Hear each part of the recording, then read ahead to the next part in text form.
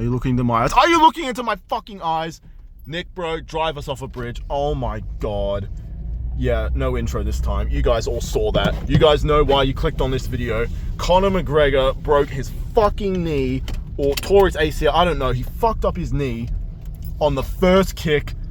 I might have to make 2 separate videos on this because I need an entire video just talking about Conor. Not only did I have to watch Conor lose, I had to watch fucking Paddy Pimblett win right before that. Ugh. And I didn't get a single prediction on this main card right. Like, my main card picks were cursed for this card. And my main event predictions this year are cursed. I mean, technically that one was a little fluky, so... Like, here's the thing though, we can't even tell if Conor was washed because he pretty much fucked up his knee almost immediately. So, because like, after he threw that kick, I'm like, oh fuck, Conor looks washed. And I'm like, oh no, this is gonna be bad. But then I realized that he fucked up his knee.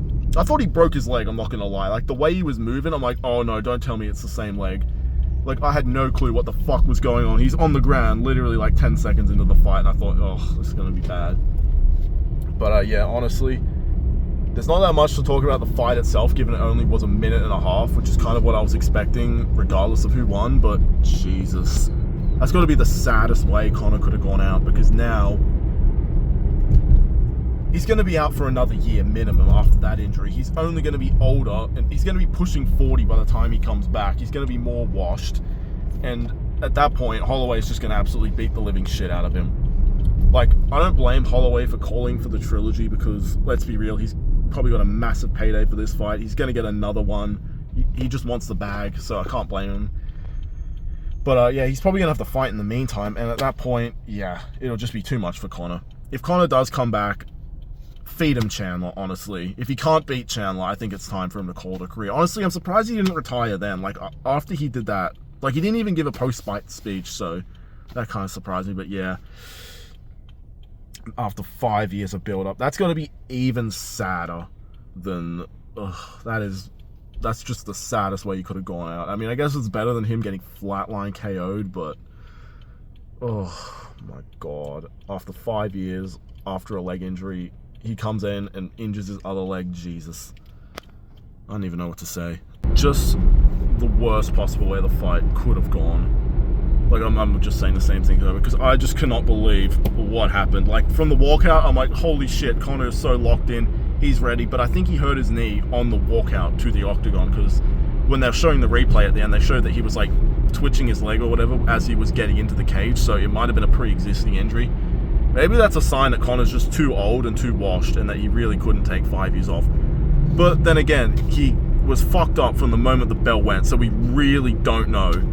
I mean, it was pretty ballsy of him to throw a jumping switch kick right with the leg that he broke, but he missed that kick so badly. And then when he tried to throw the left, he literally fell, and I'm like, oh my God.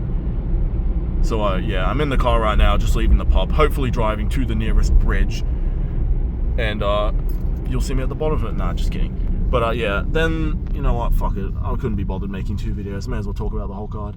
Let's talk about Paddy Pimblett versus Benoit St. Denis. Oh my God, are you telling me not only did I have to watch Conor lose, I had to watch fucking Paddy win, and win dominantly. Oh, this card was just... well, at least Robert Whittaker won, but we'll get into that. Paddy and Benoit start exchanging, then Benoit shoots in on him. Paddy snatches up a Darce. Yeah, I think it was a Darce, or like a bulldog choke, and then just submits Benoit. Benoit has a problem with giving up his neck. Like, he was doing it to Poirier. He did it against Dan Hooker, but I guess Paddy was the right guy to do it. So, yeah, Paddy fucking wins. I don't give a fuck. He's still overrated. Like, he still loses to Ilya. He loses to Gaethje again. He loses to Oliveira, Arman. Who else is in the top 5? He loses to Holloway. He loses to Rufy. He loses to Quill and Salkilled. Maybe he loses to Gamrot. Maybe not. I don't know. I still think he's overrated as fuck. Benoit, to be honest, I never thought he would be like the next champ. I figured he'd be a top contender, but I figured he's just going to be like a step above Dan Hooker, like that kind of caliber.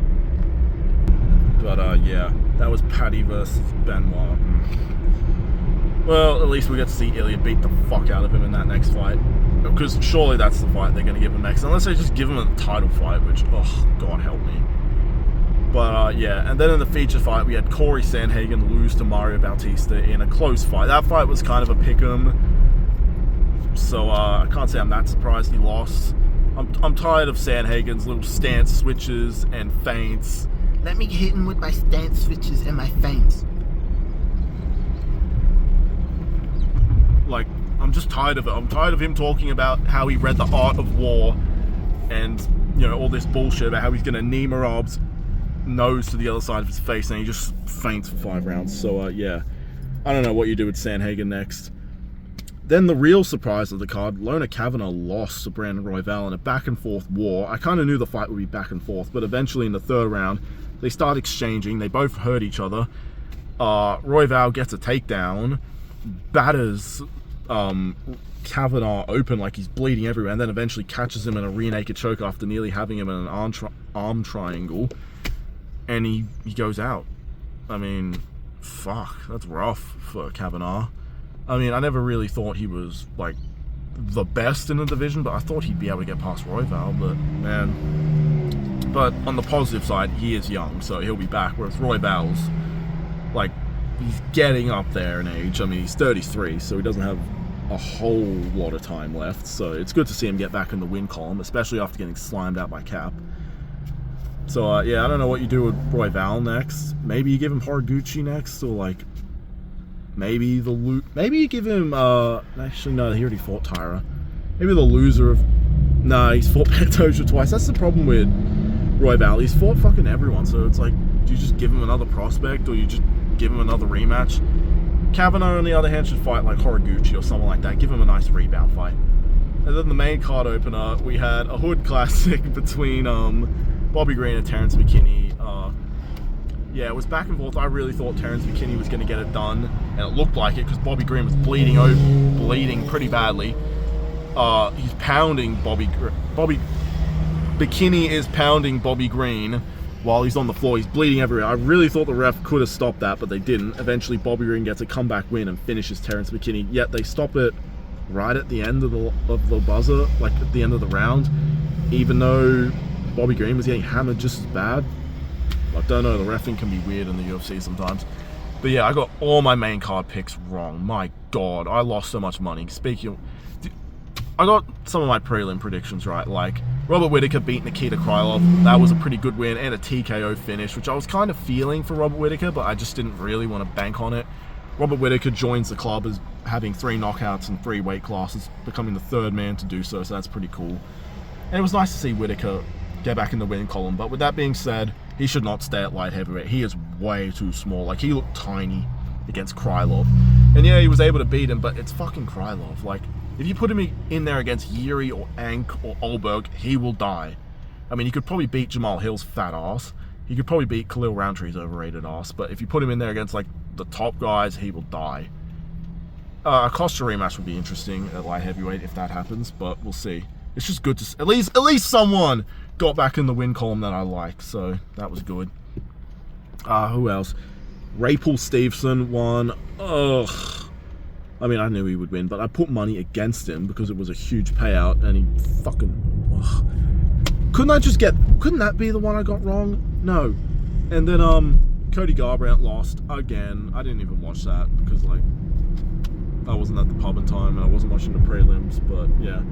And Tracy Cortez's overrated ass lost again. She's clapped without makeup anyway, so I retract my previous statements about how she's the 2nd hottest fighter in the UFC.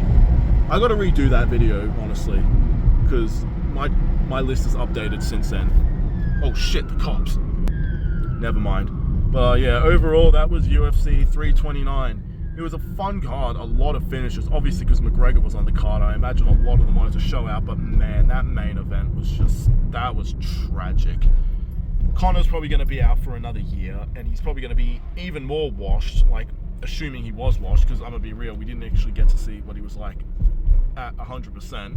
I even wore the McGregor shirt. Like, the McGregor shirt came out and everything. I had to retire the Piotr Jan shirt for today.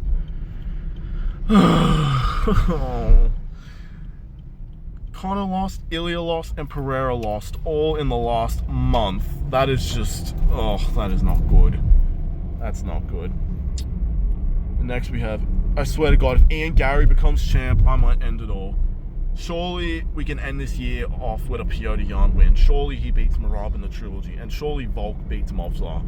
If we can just end the year off on a positive note with those two winning, and maybe Ilya comes back and rebounds, Pereira rebounds in his next fight, that would be great. But oh, this year has just been a hard watch. But yeah, that's gonna be all for today, guys. I'm gonna happily drive off a bridge now. Like the video, subscribe, hashtag all hail the Marlin Army, and I'll see you guys again if I don't hang myself. Goodbye.